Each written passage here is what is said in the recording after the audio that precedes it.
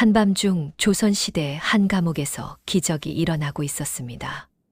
억울한 누명을 쓰고 옥에 갇힌 선비 박선달. 그는 죽음을 눈앞에 두고 있었습니다. 수령은 불가능한 명령을 내렸습니다. 내일 아침까지 네 집마당에 밤 천알이 쌓여 있어야 한다. 그날 밤 산속에서는 이상한 움직임이 시작되었습니다. 수백 마리의 다람쥐들이 한 곳으로 모여들었습니다. 다람쥐들이 밤새도록 나른 것은 과연 무엇이었을까요? 그럼 지금부터 한 선비가 구한 작은 생명이 그의 목숨을 구하기까지 이야기 시작해 보겠습니다. 재미있는 이야기가 지속될 수 있도록 구독과 좋아요를 눌러 응원해주세요. 그리고 어디에서 듣고 계신지 댓글로 남겨주세요. 그곳에 축복이 닿으시길 기도하겠습니다. 자, 그럼 지금부터 감동적인 이야기 지금 시작합니다. 조선 중기 한양에서 사흘길 떨어진 청송마을 이야기입니다. 가을이 깊어가던 어느 해, 과거 시험에 세 번째로 낙방한 박선달이 고향으로 돌아가고 있었습니다. 35의 나이에 또다시 꿈을 접어야 하는 처지였습니다. 보따리 하나 메고 걷는 그의 발걸음은 무거웠습니다. 산길을 오르던 중 갑자기 까치 떼가 요란하게 울어댔습니다. 나무 위에서 무언가 떨어지는 소리가 들렸습니다. 박선달이 다가가 보니 작은 다람쥐 한 마리가 땅바닥에 쓰러져 있었습니다. 뒷다리가 이상한 각도로 꺾여 있었습니다. 까치들이 둥지를 지키려다 벌어진 일이었습니다. 다람쥐는 가늘게 숨을 쉬며 작은 눈을 깜박였습니다. 박선달은 한참을 그 작은 생명을 내려다보았습니다. 자신의 처지도 막막한데 짐승까지 돌볼 여유가 있을까 싶었습니다. 하지만 그냥 지나칠 수가 없었습니다. 그는 조심스럽게 다람쥐를 품에 안았습니다. 보자기 한 조각을 찢어 부러진 다리를 감싸주었습니다. 다람쥐는 아픔에 작게 울었지만 물지는 않았습니다. 마치 사람의 마음을 아는 듯 했습니다. 박선달은 품속에 다람쥐를 넣고 다시 길을 걸었습니다. 해가 기울 무렵 마을이 보이기 시작했습니다. 초가 삼간 낡은 집에는 늙은 어머니가 기다리고 있었습니다. 문을 열고 들어서자 어머니가 반겼습니다. 이놈아, 또 떨어졌구나.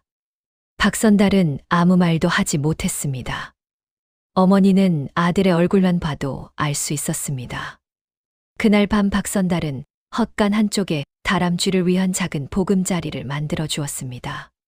짚을 부드럽게 깔고 물그릇을 놓아 주었습니다. 다람쥐는 여전히 움직이지 못했지만 박선달을 바라보는 눈빛만은 또렷했습니다. 그 눈빛 속에는 고마움과 믿음이 담겨 있었습니다. 박선달은 그날 밤 오래도록 잠을 이루지 못했습니다. 자신의 실패한 인생과 작은 생명의 무게를 저울질했습니다. 창밖으로 달빛이 스며들었습니다. 헛간에서는 다람쥐의 작은 숨소리가 들려왔습니다.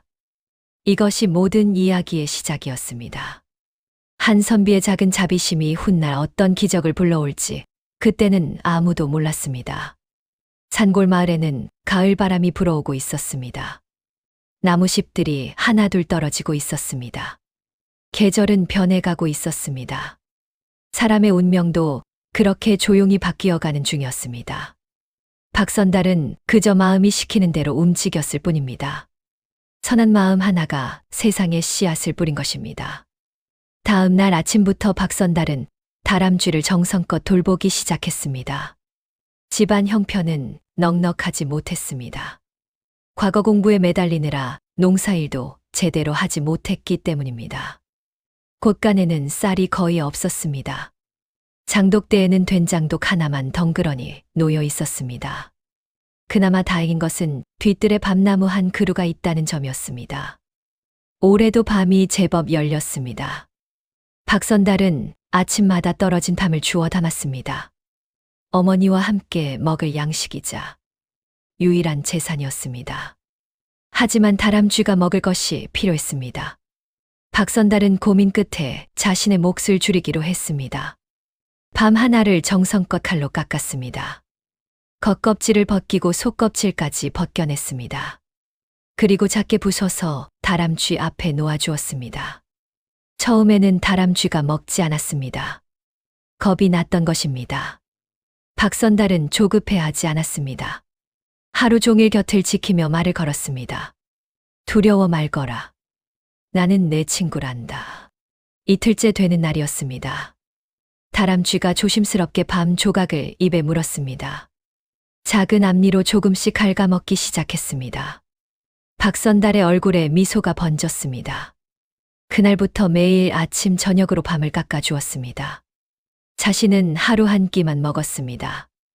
어머니가 걱정했습니다. 내 몸은 어쩌려고 그러느냐. 박선달은 대답하였습니다. 어머니, 작은 생명도 소중합니다. 제가 조금 참으면 됩니다. 일주일이 지났습니다. 다람쥐의 상태가 조금씩 좋아졌습니다. 눈빛이 살아났고 털에 윤기가 돌기 시작했습니다. 부러진 다리도 조금씩 움직이기 시작했습니다. 박선달은 매일 다리를 조심스럽게 주물러 주었습니다. 따뜻한 물에 적신 천으로 찜질도 해주었습니다. 보름이 지나자 다람쥐가 세 발로 걷기 시작했습니다. 비록 절뚝거렸지만 살아있었습니다. 박선달은 그 모습을 보며 기뻐했습니다. 자신의 실패한 인생에서 얻은 작은 승리였습니다. 그는 다람쥐에게 이름을 지어주었습니다. 꿈에서 본 것 같다는 의미로 몽이라고 불렀습니다. 몽이는 박선달의 목소리를 알아듣는 듯 했습니다. 부르면 고개를 돌렸고 가까이 오기도 했습니다. 한 달이 지날 무렵 몽이는 거의 완전히 회복했습니다. 네 발로 걸을 수 있게 되었습니다. 나무에도 오를 수 있었습니다. 하지만 몽이는 떠나지 않았습니다. 여전히 헛간에서 지냈습니다.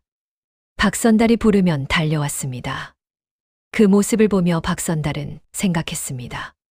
짐승도 은혜를 아는구나 하고 말입니다. 마을 사람들은 이상하게 여겼습니다.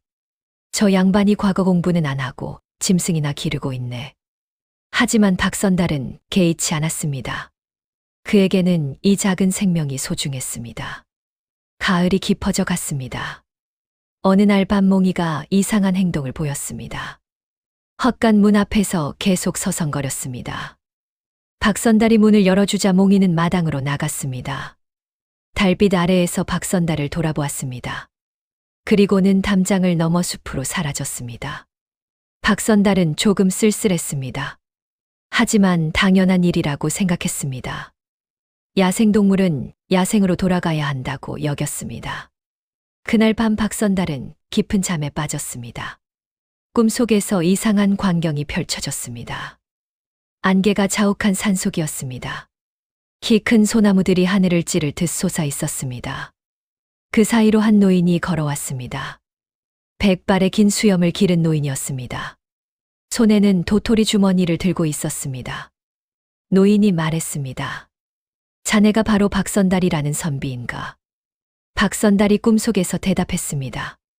그러하옵니다만 어르신은 누구십니까? 노인이 미소 지었습니다. 나는 이 산을 지키는 늙은이라네. 자네가 내 손자를 살려주었지. 박선달은 무슨 말인지 이해하지 못했습니다. 노인이 계속 말했습니다. 작은 다람쥐 한 마리를 기억하는가? 자네는 자신이 굶으면서도 그 작은 생명을 살렸네. 그제야 박선달은 깨달았습니다. 이 노인이 범상치 않은 존재라는 것을 알았습니다. 노인이 도토리 주머니를 건넸습니다. 작은 목숨을 귀히 여긴 자에게 복이 갈 것이네. 이 도토리를 받게나. 필요할 때 하나씩 심으면 될 것이네. 박선달이 주머니를 받으려 손을 뻗는 순간 노인이 사라졌습니다. 안개가 걷히고 산새들이 노래했습니다. 그리고 박선달은 잠에서 깼습니다. 아침 햇살이 방 안으로 들어오고 있었습니다. 이상한 꿈이었습니다. 너무나 생생했습니다. 박선달은 몸을 일으켜 마당으로 나갔습니다. 그런데 놀라운 광경이 펼쳐졌습니다. 대문 앞에 작은 나무 상자가 놓여 있었습니다. 상자를 열어보니 도토리가 가득 들어 있었습니다. 보통 도토리가 아니었습니다. 하나하나가 황금빛으로 빛났습니다. 크기도 보통 것의 2배는 되었습니다. 이 떨렸습니다. 꿈이 현실이 된 것입니다. 급히 어머니를 불렀습니다. 어머니, 이것 좀 보십시오. 어머니도 놀라서 말을 잇지 못했습니다. 두 사람은 한참을 상자를 바라보았습니다. 이것이 무엇을 의미하는지 알 수 없었습니다. 다만 몽이와 관련이 있다는 것만은 확실했습니다. 박선달은 도토리 하나를 꺼내 들었습니다. 손바닥 위에서 따뜻한 기운이 느껴졌습니다. 그는 이것을 소중히 간직하기로 했습니다. 함부로 쓰지 않고 정말 필요할 때만 사용하기로 마음먹었습니다. 그날 이후 박선달의 삶에는 작은 변화가 생기기 시작했습니다. 보름달이 뜬 어느 가을밤이었습니다. 박선달의 집은 깊은 잠에 빠져 있었습니다. 한밤중이 되자 누군가 담장을 넘어왔습니다. 마을에서 손꼽히는 도둑 김서방이었습니다. 낮에 박선달의 집 대문 앞에 놓인 이상한 상자를 목격했던 것입니다. 김서방은 조심조심 마당으로 들어왔습니다. 신발을 벗고 버선발로 걸었습니다. 소리를 내지 않으려고 애썼습니다. 부엌 쪽으로 다가갔습니다.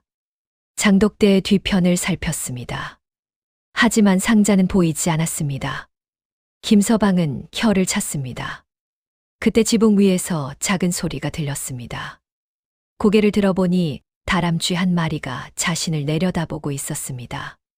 김서방은 대수롭지 않게 여겼습니다.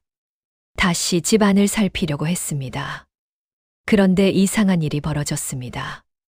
어디선가 다람쥐들이 나타나기 시작했습니다. 하나 둘이 아니었습니다. 10여 마리가 넘는 다람쥐들이 지붕과 나무에서 내려왔습니다. 모두 김서방을 빤히 쳐다보고 있었습니다. 김서방은 소름이 돋았습니다. 짐승들의 눈빛이 예사롭지 않았습니다.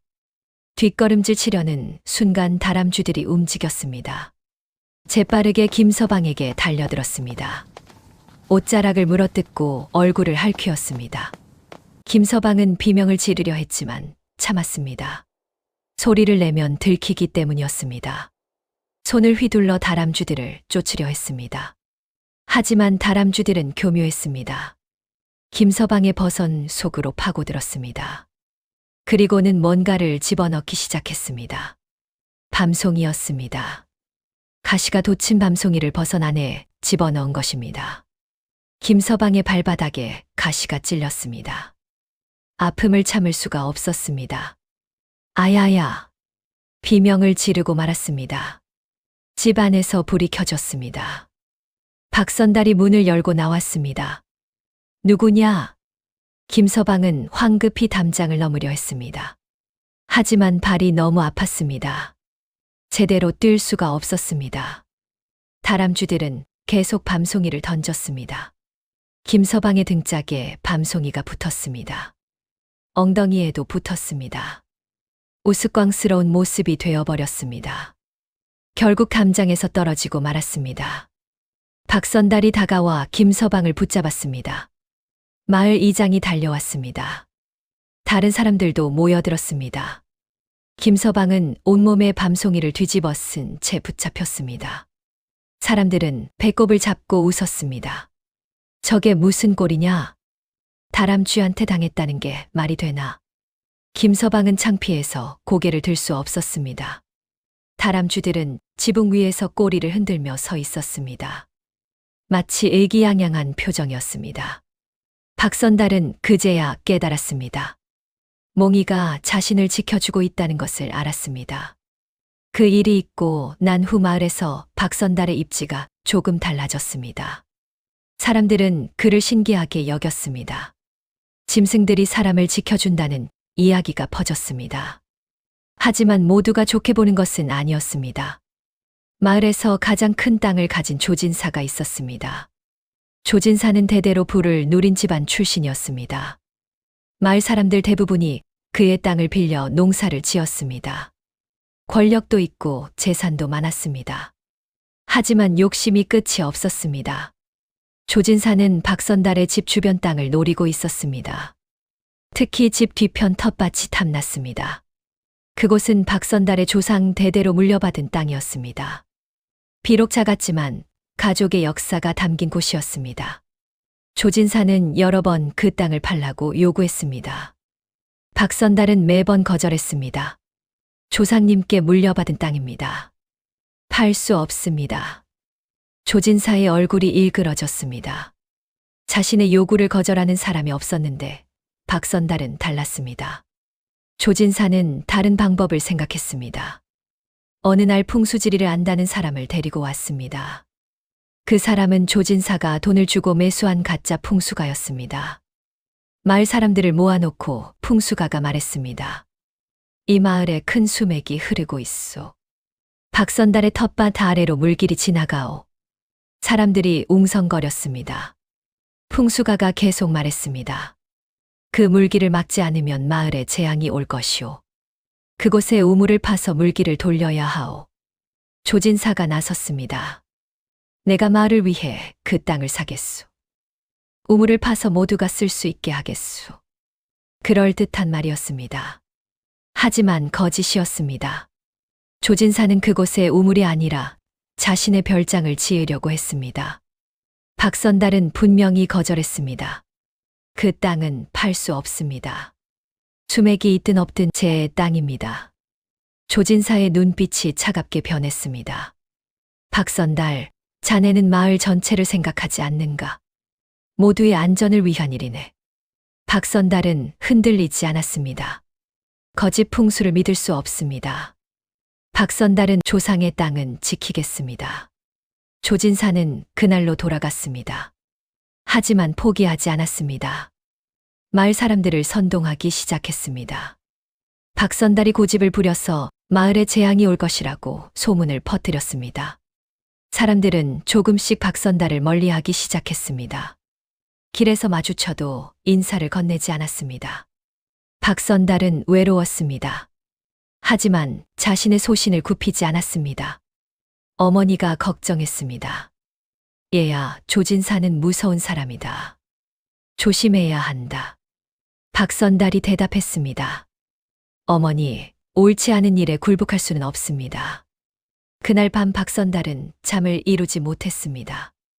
앞으로 어떤 일이 벌어질지 불안했습니다. 며칠 후 이상한 일이 일어났습니다. 아침 일찍 박선달이 마당을 쓸고 있을 때였습니다. 담장 너머에서 익숙한 소리가 들렸습니다. 다람쥐 소리였습니다.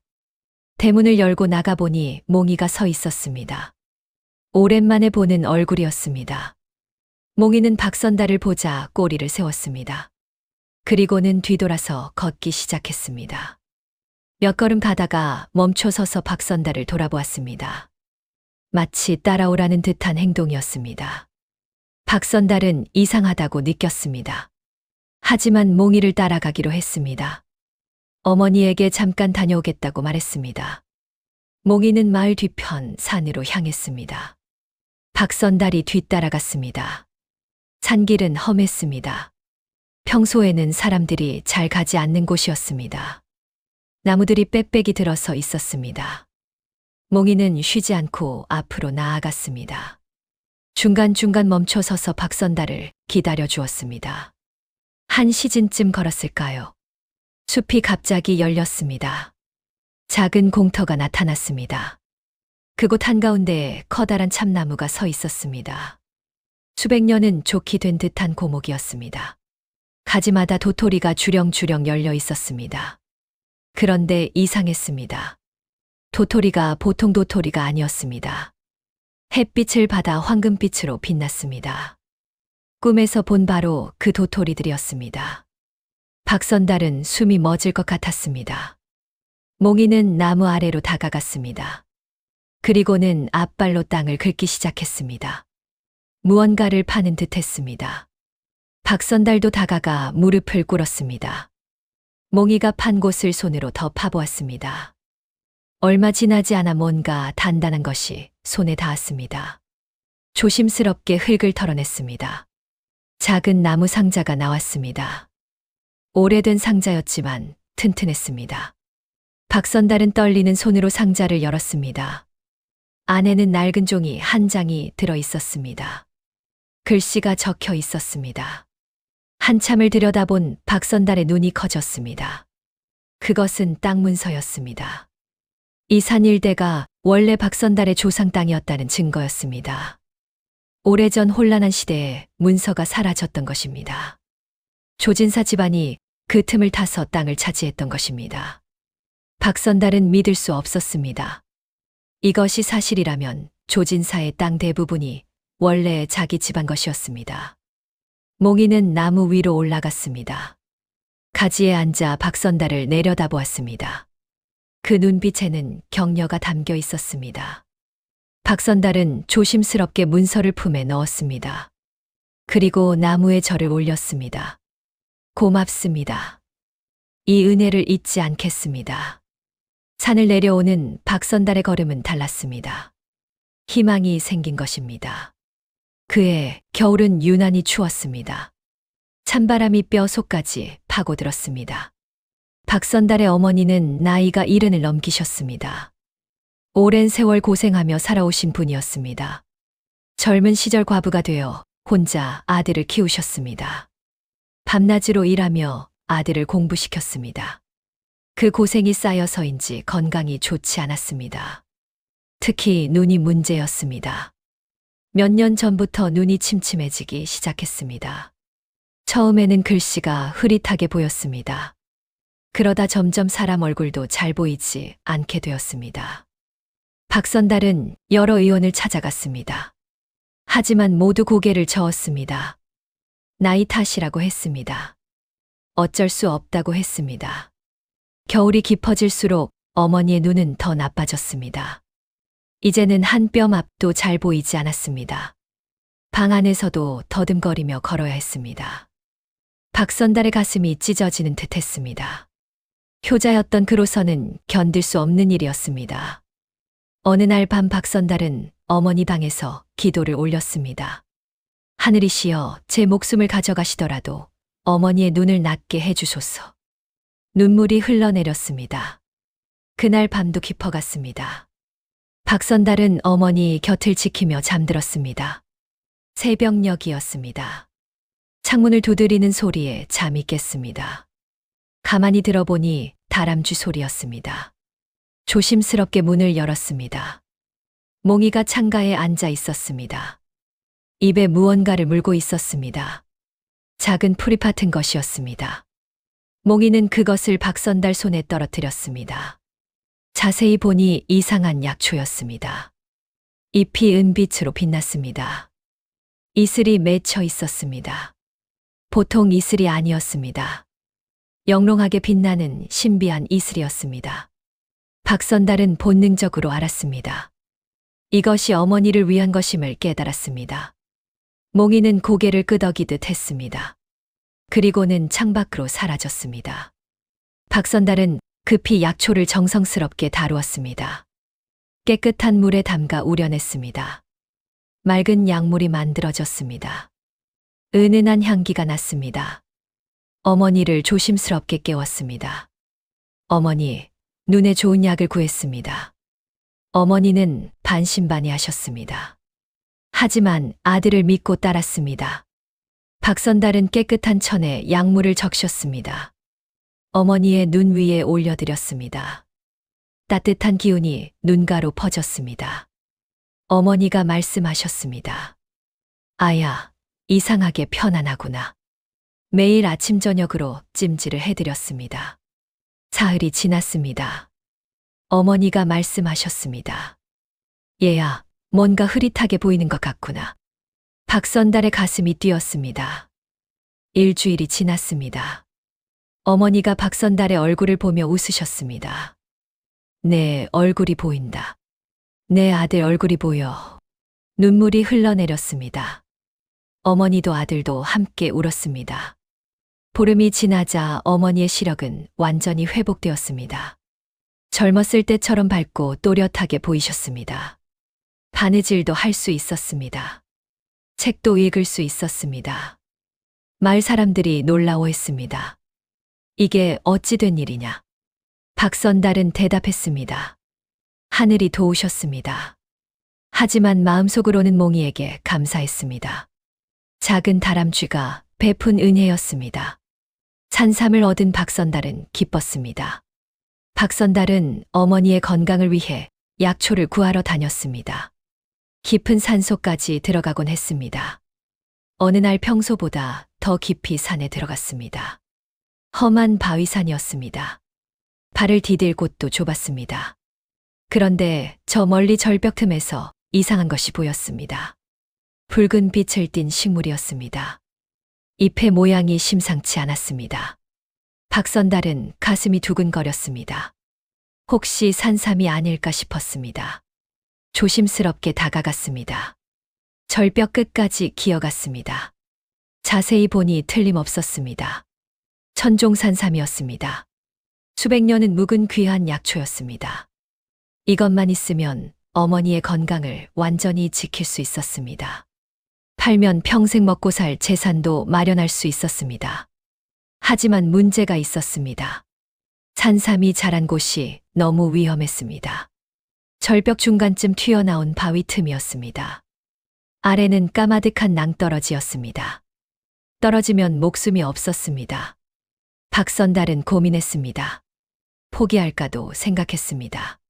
하지만 어머니 생각을 하니 용기가 났습니다. 허리에 노끈을 묶었습니다. 나무에 단단히 고정시켰습니다. 천천히 절벽 아래로 내려가기 시작했습니다. 손에 땀이 났습니다. 발이 미끄러웠습니다. 조금씩 내려갔습니다.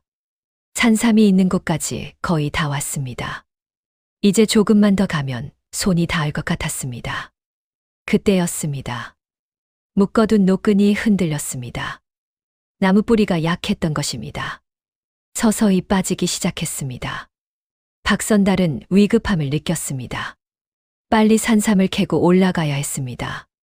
손을 뻗어 산삼을 잡으려 했습니다. 바로 그 순간 노끈이 끊어졌습니다. 몸이 아래로 떨어지기 시작했습니다. 박선달은 본능적으로 바위를 붙잡았습니다. 간신히 매달렸습니다. 하지만 소나기에 힘이 빠져갔습니다. 더 이상 버틸 수 없었습니다. 이제 끝이라고 생각했습니다. 눈을 감았습니다. 그런데 이상한 일이 벌어졌습니다. 갑자기 주변이 소란스러워졌습니다. 짹짹거리는 소리가 들렸습니다. 눈을 떠보니 믿을 수 없는 광경이 펼쳐졌습니다. 수십 마리의 다람쥐들이 나타났습니다. 절벽 위에서 내려오고 있었습니다. 다람쥐들은 재빠르게 움직였습니다. 서로의 꼬리를 물었습니다. 긴 사슬처럼 연결되었습니다. 그리고는 박선달의 옷을 물었습니다. 있는 힘껏 당겼습니다. 박선달의 몸이 조금씩 올라갔습니다. 믿을 수 없는 일이었습니다. 작은 다람쥐들이 사람을 끌어올리고 있었습니다. 기적이었습니다. 한참을 그렇게 매달려 있었습니다. 다람쥐들은 지칠 줄 몰랐습니다. 마침내 박선달의 손이 안전한 바위에 닿았습니다. 온 힘을 다해 몸을 끌어올렸습니다. 가슴을 쓸어내렸습니다. 살았습니다. 다람쥐들 덕분이었습니다. 그런데 놀라운 일이 또 있었습니다. 몽이가 입에 무언가를 물고 왔습니다. 바로 그 천종산삼이었습니다. 박선달이 캐지 못한 그 산삼을 몽이가 캐온 것입니다. 산삼을 얻은 박선달은 기뻤습니다. 어머니께 다려드렸습니다. 어머니의 건강은 날로 좋아졌습니다. 안색이 환해지셨습니다. 기력도 돌아오셨습니다.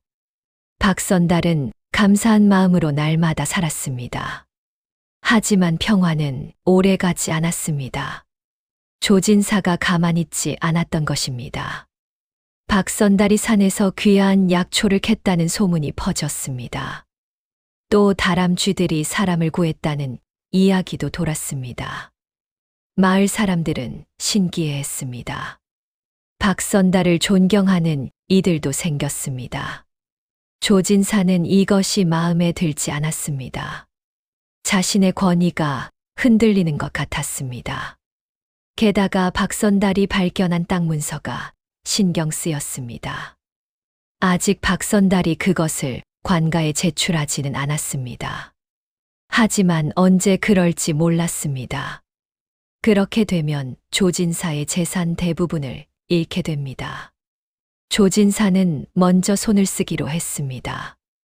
비열한 방법이었습니다. 거짓으로 박선달을 모함하기로 한 것입니다. 조진사는 고을 수령과 친분이 있었습니다. 뇌물을 바쳐왔기 때문입니다. 그는 수령을 찾아갔습니다. 밀고를 했습니다. 사또 중대한 일을 아뢰겠습니다. 수령이 물었습니다. 무슨 일이오? 조진사가 말했습니다. 박선달이라는 자가 영모를 꾀하고 있습니다. 산속에 무기를 숨겨두었다고 합니다. 터무니없는 거짓말이었습니다. 하지만 수령은 심각하게 받아들였습니다. 영모는 큰 죄였습니다. 조금이라도 의심이 가면 조사해야 했습니다. 증거가 있소. 조진사가 미리 준비한 거짓 증언을 내놓았습니다. 매수한 사람들의 진술서였습니다. 모두 박선달이 수상한 행동을 했다는 내용이었습니다. 수령은 즉시 포졸들을 보냈습니다. 한밤중에 박선달의 집을 급습했습니다. 박선달은 잠에서 깨어 영문을 몰랐습니다. 무슨 일이십니까? 포교가 말했습니다. 영모의 혐의로 체포한다. 박선달은 어이가 없었습니다. 영모라니요. 저는 그런 적 없습니다. 하지만 포졸들은 들으려 하지 않았습니다. 박선달을 결박했습니다. 집 안을 뒤졌습니다. 물론 아무것도 나오지 않았습니다. 하지만 이미 밀고가 들어간 상태였습니다. 박선달은 관가로 끌려갔습니다. 어머니는 울며 매달렸습니다. 우리 아들은 억울합니다. 포졸들은 어머니를 밀쳤습니다. 박선달은 옥에 갇혔습니다. 어둡고 습한 감옥이었습니다. 쥐들이 돌아다녔습니다. 냄새가 지독했습니다. 박선달은 차가운 바닥에 앉았습니다. 억울함에 눈물이 났습니다. 자신은 아무 잘못도 하지 않았습니다. 다만 정직하게 살려고 했을 뿐입니다. 조상의 땅을 지키려 했을 뿐입니다. 그런데 이런 누명을 썼습니다. 며칠간 신문이 이어졌습니다. 고문도 받았습니다. 거짓 자백을 강요당했습니다. 박선달은 버텼습니다. 없는 일을 있다고 할 수 없었습니다. 수령은 점점 화가 났습니다. 끝까지 잡아떼는가? 박선달이 대답했습니다. 저는 결백합니다. 하늘이 아십니다. 옥중의 생활은 비참했습니다. 먹을 것도 제대로 주어지지 않았습니다. 물도 더러웠습니다. 박선달의 몸은 날로 약해졌습니다. 죽을지도 모른다는 생각이 들었습니다. 그날 밤 산속은 소란스러웠습니다. 박선달의 상태는 위독했습니다. 제대로 먹지 못해 기력이 바닥났습니다. 얼굴은 헬쑥해졌습니다. 몸은 상처투성이었습니다. 고문의 흔적이었습니다. 의식도 흐려졌습니다. 이대로 가면 정말 죽을 것 같았습니다. 하지만 포기할 수 없었습니다. 어머니를 생각했습니다. 홀로 계실 어머니가 걱정되었습니다. 반드시 살아서 돌아가야 했습니다. 어느 날 밤이었습니다. 감옥 창살 사이로 작은 그림자가 보였습니다. 박선달은 정신이 혼미했습니다. 환상인가 싶었습니다. 하지만 환상이 아니었습니다. 몽이었습니다. 다람쥐 몽이가 창살 사이로 들어왔습니다. 입에 무언가를 물고 있었습니다.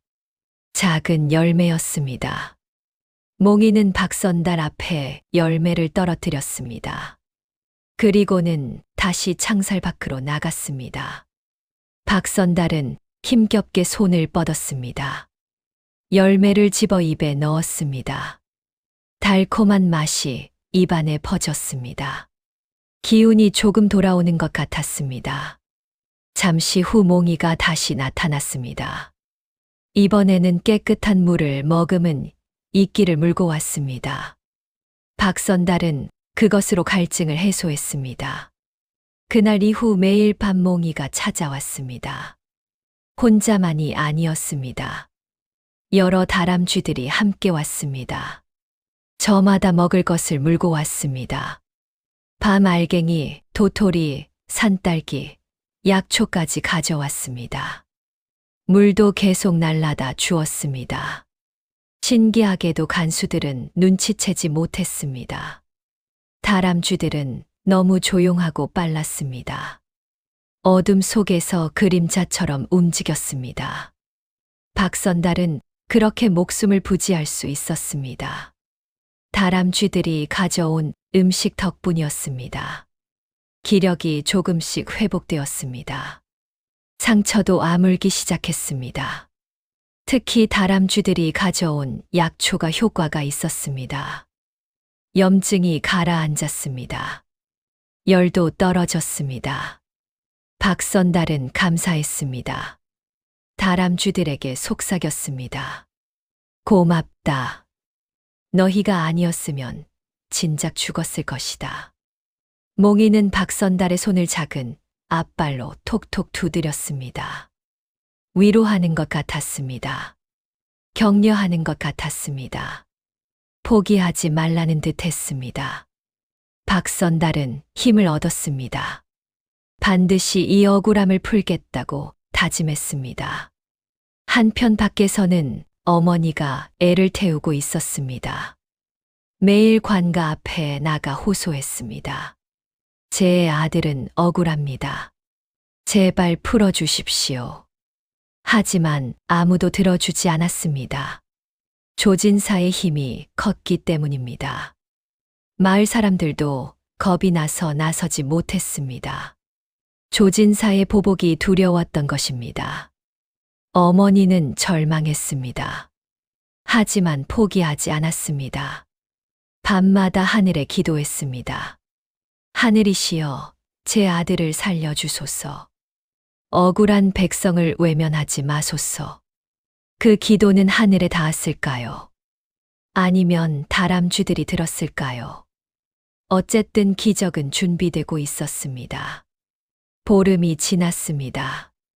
수령은 박선달을 어떻게 처리할지 고민했습니다. 증거가 없었습니다. 아무리 조사해도 영모의 흔적이 없었습니다. 고문을 해도 자백하지 않았습니다. 수령도 난처해졌습니다. 조진사는 계속 압력을 넣었습니다. 사또, 그 자는 위험한 자입니다. 엄하게 다스려야 합니다. 하지만 수령도 함부로 할 수 없었습니다. 증거 없이 사람을 죽이면 나중에 문제가 될 수 있었습니다. 상부에서 조사라도 나오면 곤란했습니다. 고민하던 수령이 한 가지 방법을 생각해냈습니다. 억지스러운 시험을 내리기로 한 것입니다. 박선달을 불러냈습니다. 오랜만에 옥에서 나온 박선달은 햇빛에 눈이 부셨습니다. 비틀거리며 수령 앞에 섰습니다. 수령이 말했습니다. 박선달, 내가 결백하다고 주장하는구나. 박선달이 대답했습니다. 그러하옵니다. 저는 영모 같은 것 꾀한 적 없습니다. 수령이 코웃음 쳤습니다. 그렇다면 증명해 보아라. 내게 정말 하늘에 복이 있는지 시험하겠다. 이상한 말이었습니다. 박선달은 무슨 뜻인지 몰랐습니다. 수령이 계속 말했습니다. 내일 아침동이 트기 전까지 내 집 마당에 밤 1000알이 쌓여 있어야 한다. 만약 그렇게 된다면 내 결백을 믿겠다. 말도 안 되는 조건이었습니다. 하룻밤 사이에 밤 1000알을 구하는 것은 불가능했습니다. 더구나 박선달은 옥에 갇혀 있었습니다.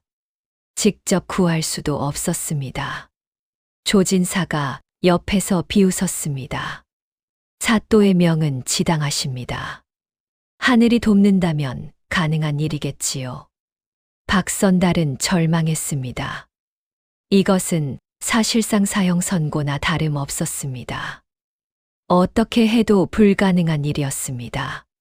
하지만 박선달은 고개를 들었습니다. 알겠습니다. 하늘의 뜻에 맡기겠습니다. 다시 옥으로 끌려갔습니다. 박선달은 차가운 바닥에 주저앉았습니다. 이제 정말 끝인가 싶었습니다. 눈물이 흘렀습니다. 억울함과 분함이 북받쳤습니다. 그날 밤 박선달은 기도했습니다. 하늘이시여, 저의 결백을 아시거든 도와주소서. 한편 그 소식은 빠르게 퍼졌습니다. 마을 사람들이 수군거렸습니다. 밤천알이라니, 그게 가능한 일인가? 박선달은 이제 끝났네. 어머니는 집에서 통곡했습니다. 하늘이시여, 제 아들을 살려주소서. 그날 밤 마을은 조용했습니다. 사람들은 모두 잠들었습니다. 하지만 산속은 달랐습니다. 무언가 움직이기 시작했습니다.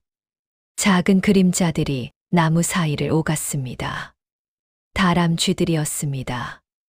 밤 천알의 기적은 온 고을에 퍼졌습니다. 수백 마리의 다람쥐들이 모여들었습니다.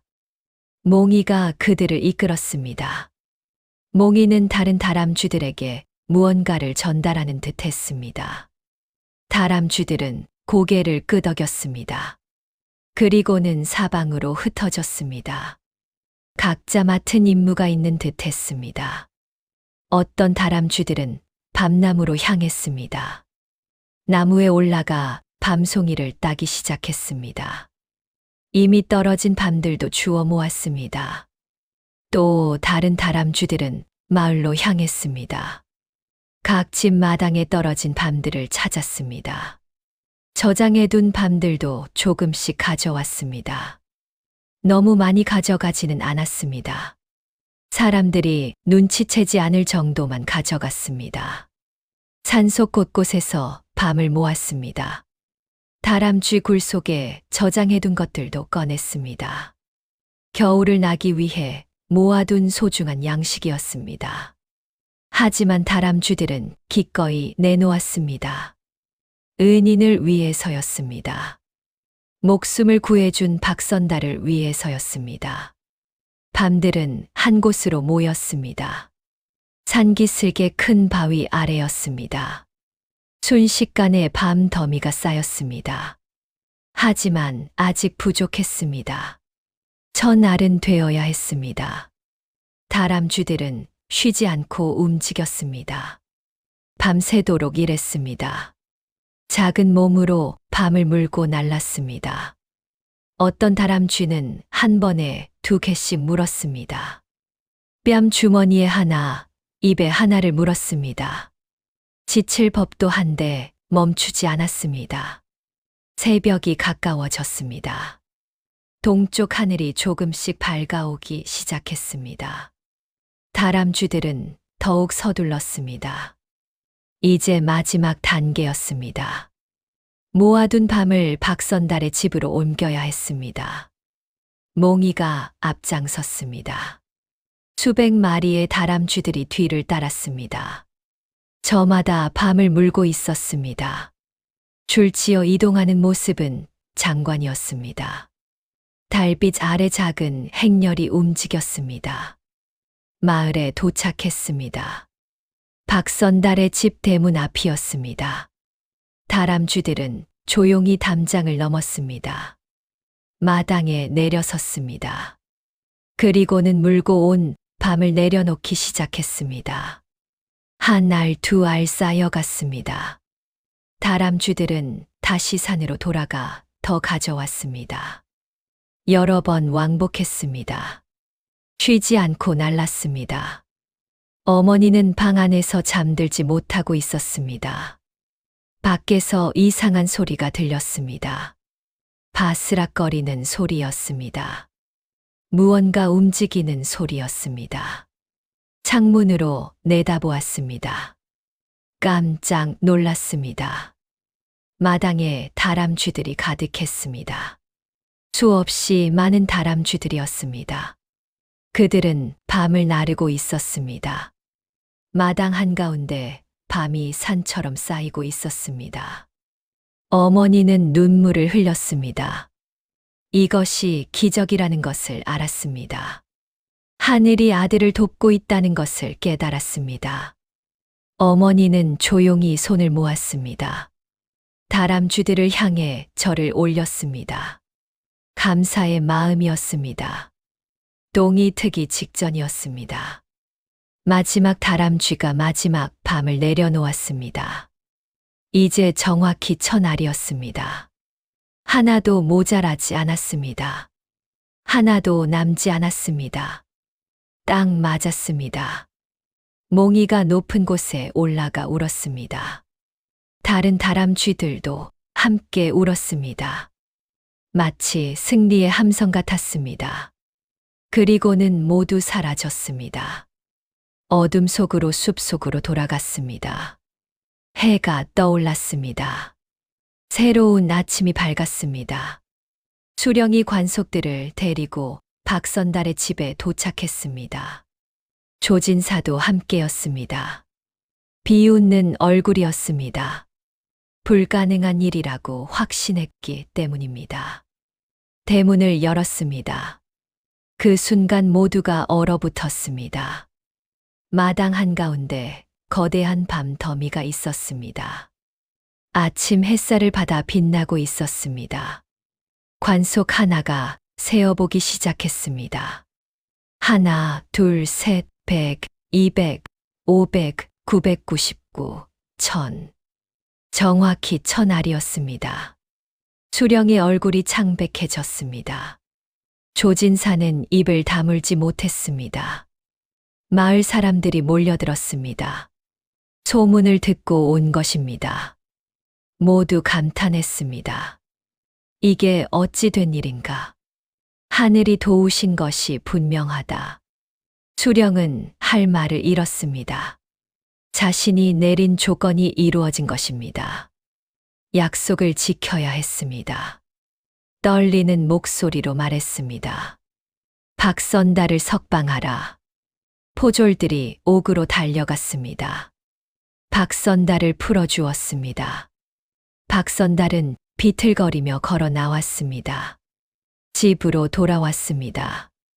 어머니가 달려와 안았습니다. 아들아, 살았구나. 박선달도 눈물을 흘렸습니다. 마당의 밤 더미를 보았습니다. 누가 이것을 해준 것인지 알았습니다. 하늘을 올려다보았습니다. 나무 위에 몽이가 앉아 있었습니다. 박선달과 눈이 마주쳤습니다. 몽이가 꼬리를 흔들었습니다. 박선달은 무릎을 꿇었습니다. 그리고 절을 올렸습니다. 고맙다. 정말 고맙다. 밤 1000알의 기적은 온 고을에 퍼졌습니다. 사람들은 박선달이 정말 하늘의 복을 받은 사람이라고 믿었습니다. 수령도 더 이상 박선달을 의심할 수 없었습니다. 하지만 조진사는 여전히 분을 사귀지 못했습니다. 자신의 계획이 실패했기 때문입니다. 며칠 후 박선달은 결심했습니다. 더 이상 미룰 수 없다고 생각했습니다. 산에서 찾은 땅 문서를 들고 관가로 갔습니다. 수령 앞에 문서를 내놓았습니다. 사또, 이것을 보아주십시오. 수령이 문서를 펼쳐보았습니다. 눈이 커졌습니다. 오래된 문서였지만 분명했습니다. 관인도 찍혀 있었습니다. 조상 대대로 전해 내려온 정식 땅 문서였습니다. 수령이 물었습니다. 이것이 어디서 나왔는가? 박선달이 대답했습니다. 산속에서 찾았습니다. 제 조상님의 문서입니다. 수령은 문서를 자세히 살폈습니다. 위조가 아니었습니다. 진짜였습니다. 그리고 놀라운 사실이 드러났습니다. 현재 조진사가 소유하고 있는 땅 대부분이 원래 박선달 집안 것이었습니다. 오래전 혼란기에 문서가 사라졌고 조진사 집안이 그 틈을 타서 차지한 것입니다. 수령은 조진사를 불러들였습니다. 조진사는 불안한 얼굴로 들어왔습니다. 이 문서를 보시오. 조진사가 문서를 보자 얼굴이 하얗게 질렸습니다. 바로 그 문서였습니다. 조진사의 할아버지가 숨겨버렸던 그 문서였습니다. 수령이 물었습니다. 이 땅이 원래 박선달의 조상 땅이 맞소? 조진사는 변명했습니다. 그것은 오래된 일입니다. 이미 세월이 흘렀습니다. 수령이 단호하게 말했습니다. 법은 법이요. 정당한 주인에게 돌려주어야 하오. 조진사는 무릎을 꿇었습니다. 사또 제발 살려주십시오. 그 땅이 없으면 저는 거지가 됩니다. 하지만 수령은 흔들리지 않았습니다. 최근 밤 천알의 기적을 본 후 생각이 바뀌었습니다. 박선달은 하늘이 돕는 사람이었습니다. 그런 사람에게 잘못하면 화가 미칠 것 같았습니다. 더구나 조진사가 거짓 밀고를 한 것도 의심스러웠습니다. 조진사, 그대는 박선달을 모함했소. 영모라는 거짓 밀고를 했소. 조진사는 손을 내저었습니다. 아닙니다. 그것은 오해입니다. 하지만 이미 늦었습니다. 수령은 조사를 명령했습니다. 조진사가 매수한 증인들이 하나둘 자백했습니다. 돈을 받고 거짓 증언을 했다고 털어놓았습니다. 모든 것이 밝혀졌습니다. 조진사의 죄는 명백했습니다. 거짓 밀고, 토지 강탈, 매물 공여, 증인 매수.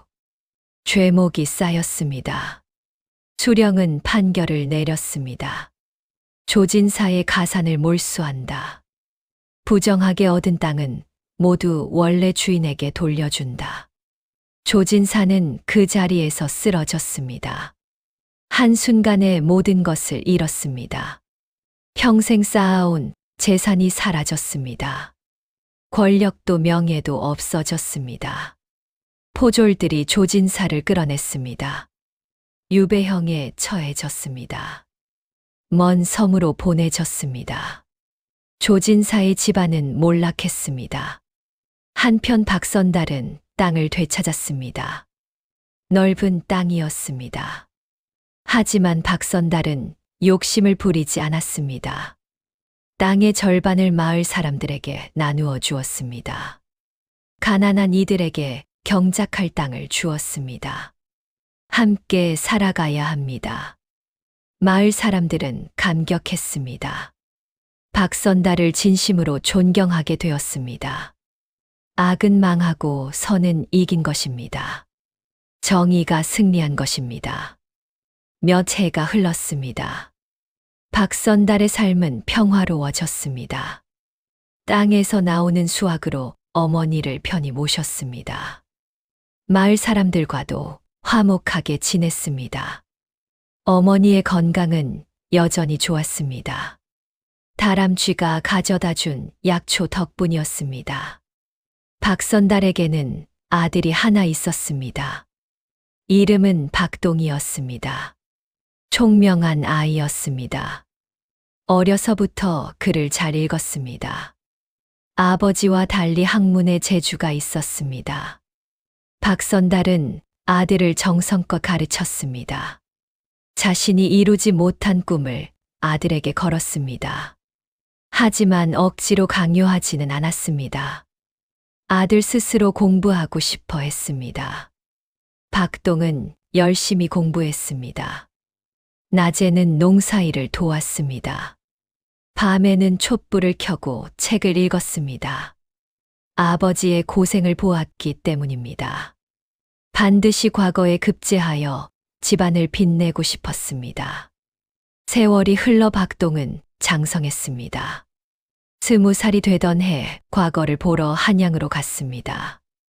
박선달은 아들을 배웅하며 말했습니다. 급제가 중요한 것이 아니다. 바르게 사는 것이 중요하다.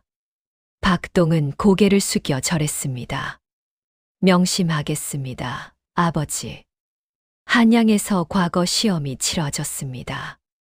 박동은 최선을 다했습니다. 그동안 공부한 모든 것을 쏟아냈습니다. 시험을 마치고 결과를 기다렸습니다. 며칠 후 방이 나붙었습니다. 합격자 명단이 발표되었습니다. 박동은 떨리는 마음으로 방을 보았습니다.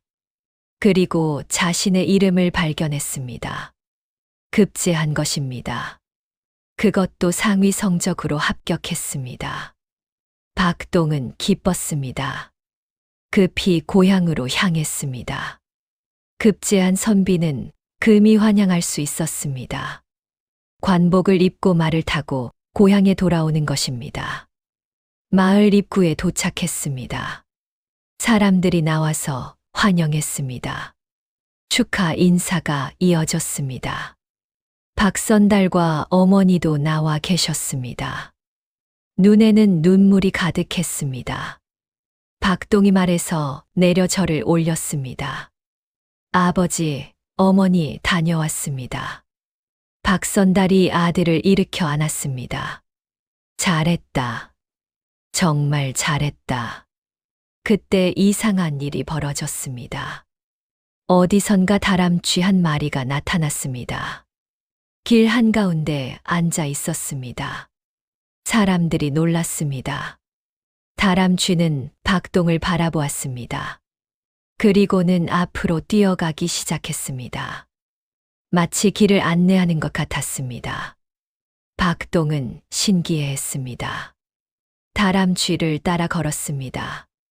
다람쥐는 박선달의 집까지 이끌었습니다. 대문 앞에서 멈춰 섰습니다. 그리고는 나무 위로 올라가 사라졌습니다. 박선달은 알았습니다. 그것이 몽이의 자손이라는 것을 깨달았습니다. 몽이는 아들의 금이 환영을 축하해 준 것입니다. 그날 밤 마을에서는 큰 잔치가 열렸습니다. 모두가 기뻐했습니다. 박선달의 집안이 다시 일어선 것입니다. 한때 과거에 낙방하고 옥살이까지 했던 박선달이었습니다. 하지만 바르게 살았고 작은 생명도 소중히 여겼습니다. 그 결과 하늘의 복을 받았습니다. 이제 아들이 벼슬길에 올랐습니다. 집안의 영광이었습니다. 세월은 빠르게 흘렀습니다. 박동은 관직 생활을 훌륭히 해냈습니다. 청렴하고 정직한 관리로 이름을 날렸습니다. 아버지의 가르침을 잊지 않았습니다. 박선달은 나이가 들어갔습니다. 머리에는 흰머리가 가득했습니다. 얼굴에는 주름이 깊게 패였습니다. 하지만 건강했습니다. 여전히 바치를 했습니다. 여전히 웃으며 살았습니다. 어머니는 90을 넘기셨습니다. 장수하셨습니다. 눈도 밝고 귀도 밝으셨습니다. 다람쥐가 가져다 준 약초의 효험이었습니다. 박선달이 팔순이 되던 해였습니다. 손자 손녀들이 자라났습니다. 증손자도 태어났습니다. 집안은 번창했습니다. 가족이 많아졌습니다. 마당은 아이들 웃음소리로 가득했습니다. 박선달은 마루에 앉아 그 모습을 바라보았습니다. 행복했습니다. 만족스러웠습니다. 이 모든 것이 축복이었습니다. 그때 익숙한 소리가 들렸습니다. 짹짹거리는 소리였습니다. 고개를 들어보니 다람쥐 한 마리가 처마 끝에 앉아 있었습니다. 젊은 다람쥐였습니다. 몽이의 증손주쯤 되는 다람쥐였습니다. 박선달은 미소 지었습니다. 오냐, 거기 있었구나. 다람쥐가 꼬리를 흔들었습니다. 마당으로 내려왔습니다. 아이들이 신기해했습니다. 할아버지, 저 다람쥐가 우리를 무서워하지 않아요. 박선달이 말했습니다. 우리 집 다람쥐는 특별하단다. 할아버지의 은인이지. 손자가 물었습니다. 은인이요. 다람쥐가 어떻게 은인이에요? 박선달은 옛날 이야기를 들려주기 시작했습니다. 젊은 시절 다친 다람쥐를 구한 이야기였습니다. 밤을 깎아먹이며 간호한 이야기였습니다. 다람쥐들이 도둑을 잡아준 이야기였습니다. 황금 도토리 나무를 알려준 이야기였습니다. 어머니의 눈을 낮게 한 이야기였습니다. 천종산삼을 캐게 도와준 이야기였습니다. 옥에 갇혔을 때 먹을 것을 날라준 이야기였습니다. 하룻밤에 밤 천하를 모아준 기적의 이야기였습니다. 손자들은 눈을 빛내며 들었습니다. 너무나 신기한 이야기였습니다. 하지만 거짓이 아니었습니다. 모두 사실이었습니다. 이야기를 마친 박선달이 말했습니다. 그러니 너희들도 명심해라. 작은 생명도 함부로 대하면 안 된다. 모든 생명은 소중하단다. 아이들이 고개를 끄덕였습니다. 박선달이 계속 말했습니다. 은혜를 받으면 반드시 갚아야 한다. 짐승도 은혜를 아는데 사람이 모르면 되겠느냐? 손녀가 물었습니다. 할아버지, 그럼 우리도 다람쥐한테 은혜를 갚아야 해요? 박선달이 웃으며 말했습니다. 그렇지. 우리는 매년 가을마다 밤을 조금씩 마당에 내놓는단다. 다람쥐들이 겨울을 나도록 말이다. 실제로 박선달의 집에서는 그렇게 했습니다. 가을이 되면 밤을 마당 한쪽에 쌓아두었습니다. 다람쥐들이 가져갈 수 있도록 말입니다. 사람과 짐승이 은혜를 주고받으며 함께 사는 것입니다. 저녁 무렵 다람쥐 여러 마리가 나타났습니다. 마당을 뛰어다녔습니다. 아이들과 함께 놀았습니다.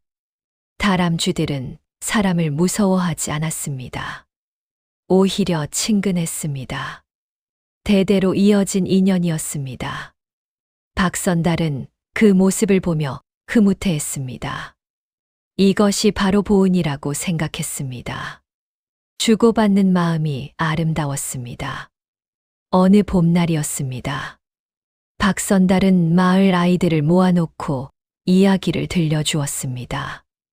이제 80 노인이 되었지만 정신은 또렷했습니다.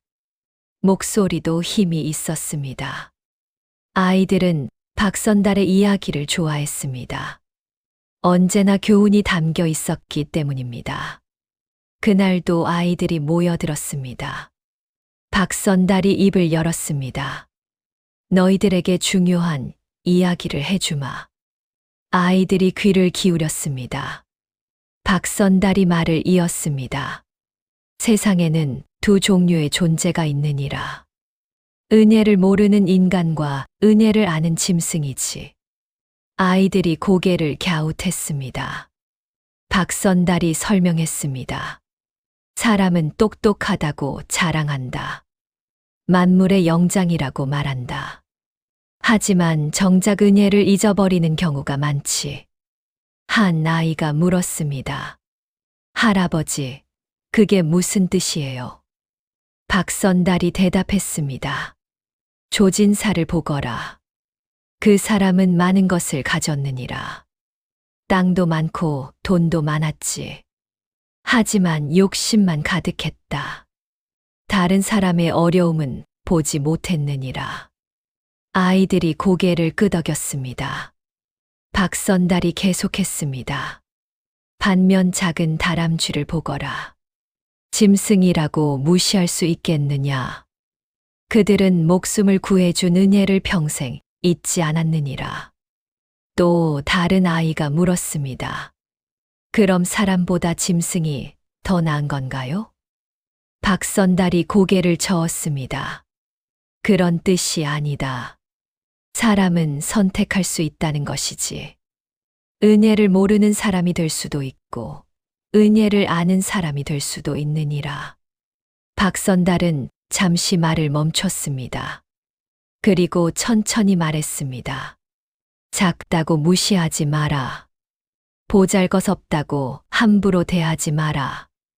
모든 생명에는 존엄이 있느니라. 아이들이 진지하게 듣고 있었습니다. 박선달의 목소리에 힘이 실렸습니다. 은혜를 받았거든 돌에 새겨라. 절대 잊지 말아라. 원한을 품었거든 모래에 써라. 바람에 날려보내라. 이것은 박선달이 평생 실천한 삶의 지혜였습니다. 작은 다람쥐에게 베푼 작은 자비가 평생의 복이 되었습니다.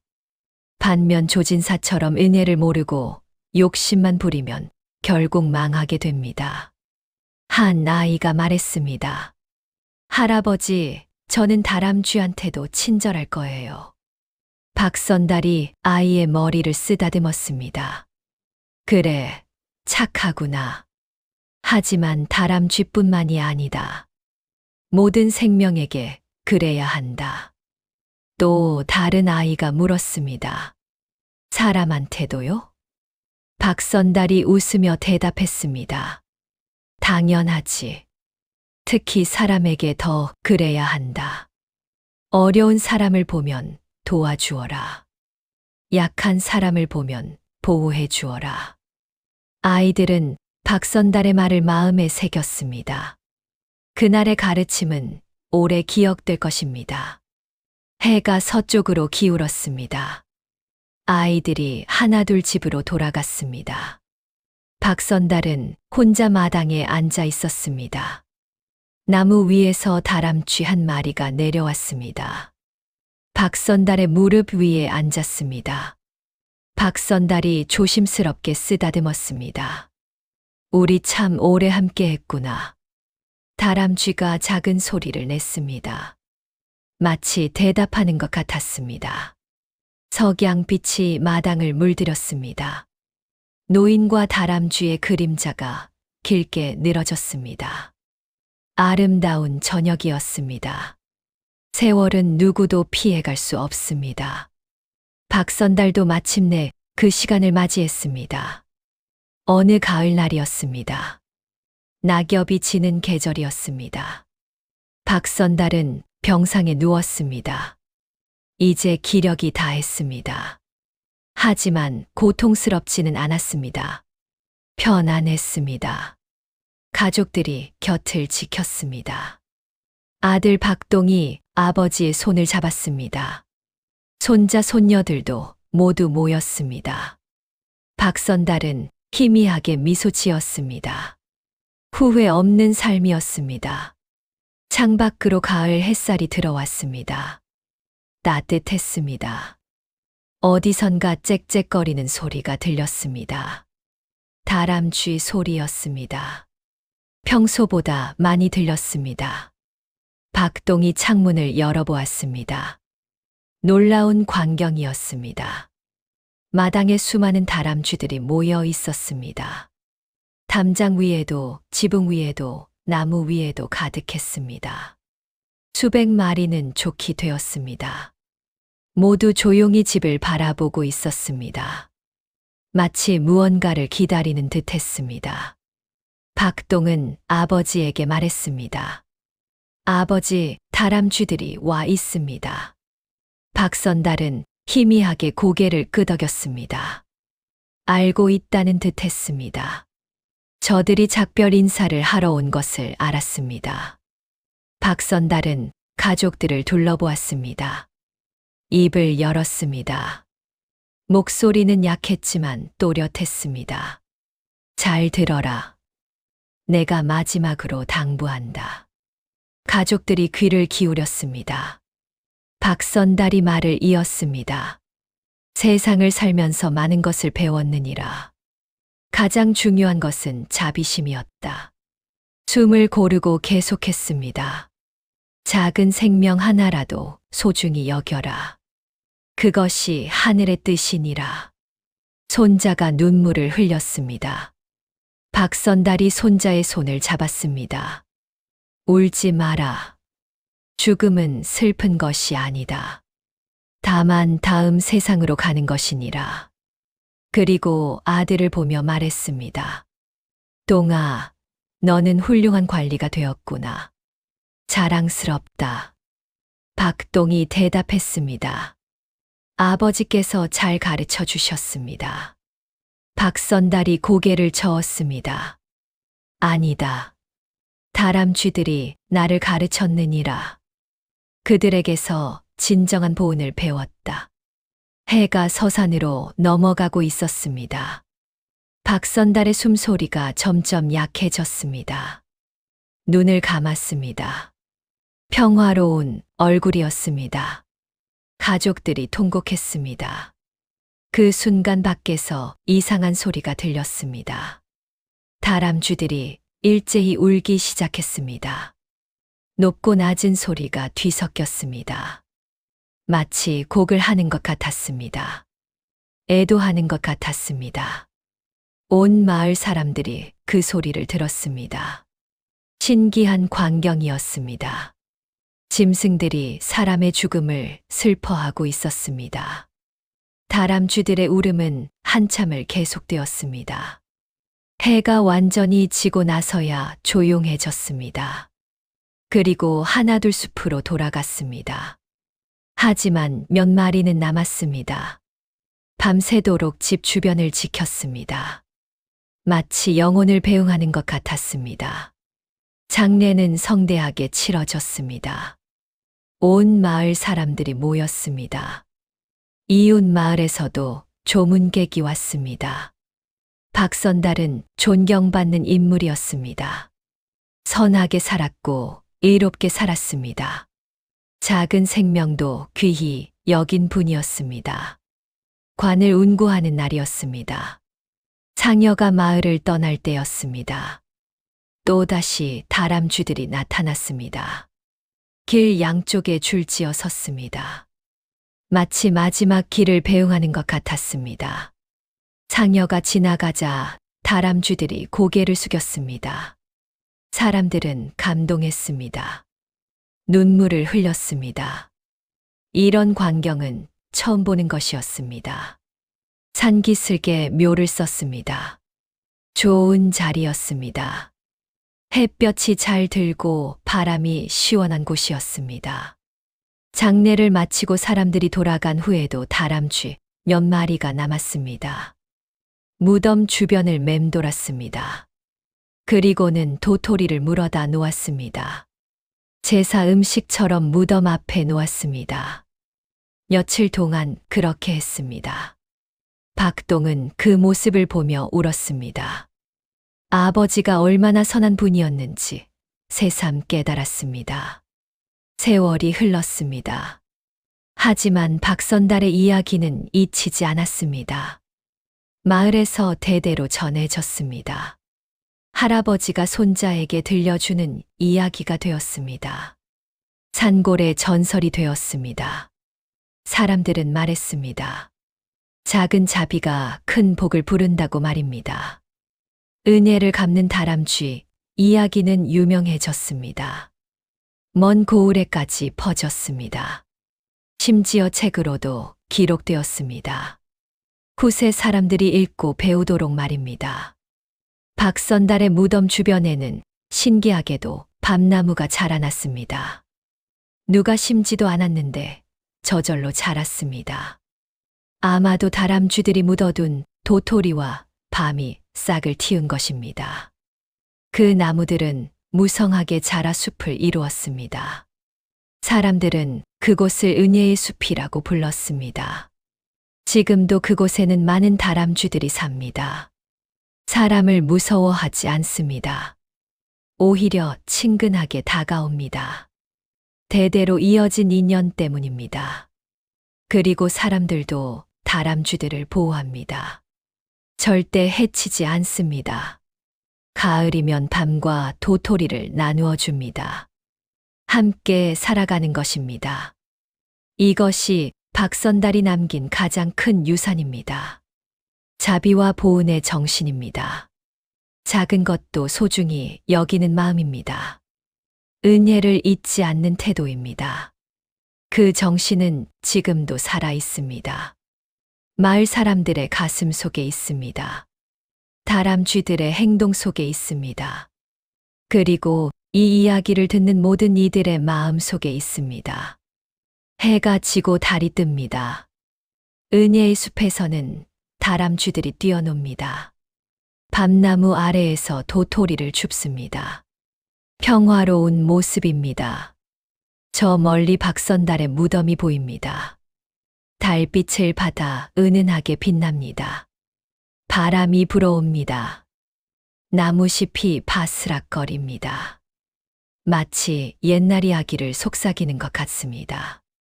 작은 자비가 세상을 바꾼다고 말하는 것 같습니다. 은혜는 반드시 돌아온다고 전하는 것 같습니다.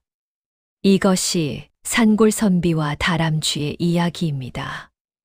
영원히 전해질 아름다운 전설입니다. 작은 생명도 함부로 대하지 마십시오. 박선달은 다람쥐 한 마리를 외면하지 않았습니다. 은혜는 반드시 갚아집니다. 그가 나눈 밤 한 알이 1000개로 돌아와 그의 목숨을 구했습니다. 자비는 복을 부르고 탐욕은 멸망을 부릅니다. 조진사는 모든 것을 잃었고 박선달은 모든 것을 얻었습니다. 세상에 작은 선행은 없습니다. 오늘 여러분이 베푼 작은 자비가 내일 여러분을 구할 것입니다. 길에서 만나는 작은 생명을 소중히 여기십시오. 그것이 하늘이 가르쳐준 진리입니다. 재미있는 다음 이야기를 빠르게 만나보시려면 구독과 좋아요 버튼을 눌러주세요. 앞으로 더 많은 이야기를 여러분과 나누고 싶습니다.